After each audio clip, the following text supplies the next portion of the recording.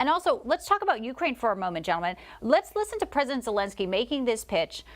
We're still engaged in this massive, battle here, and he's talking to the International Monetary Fund. Here is the President, Zelensky. I believe it would be useful if we created a coordination format for financial support of Ukraine, similar to what was created in Ramstein for defense support. Dr. Walid Faris, first to you. I mean, we've been, sending money over. There's been a lack of, some say, transparency on where the money's going, and we continue to have America being asked to do more.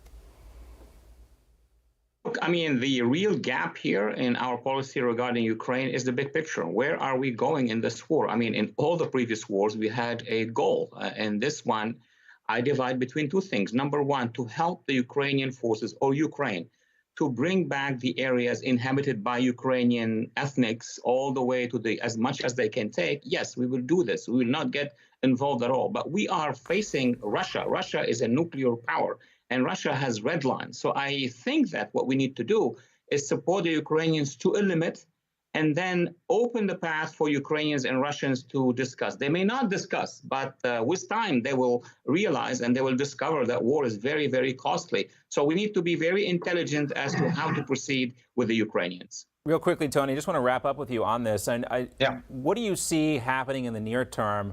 There's been some talk, perhaps. We heard the White House, John Kirby this week, kind of hinting at the idea of talking about some kind of discussions, at least beginning the discussions about peace negotiations. What do you see happening in the short term? So Russia's open to the negotiations. I think, as Walid said, we got to go to a certain point and recognize going past that point, we will create conditions for a third world war where NATO's involved. NATO right now, John, believes we're closer to war than ever. And that says a lot by the fact that a lot of us fought the Cold War, and here we are again. So I think we should be open to that negotiation.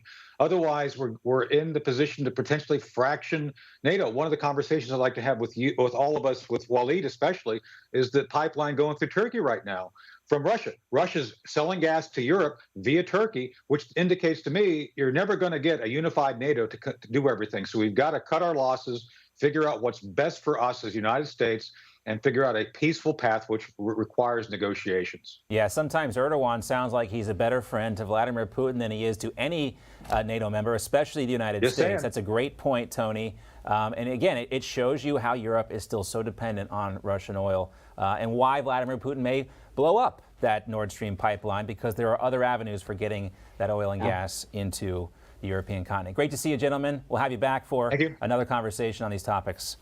Until then. Thank you. Thanks, guys.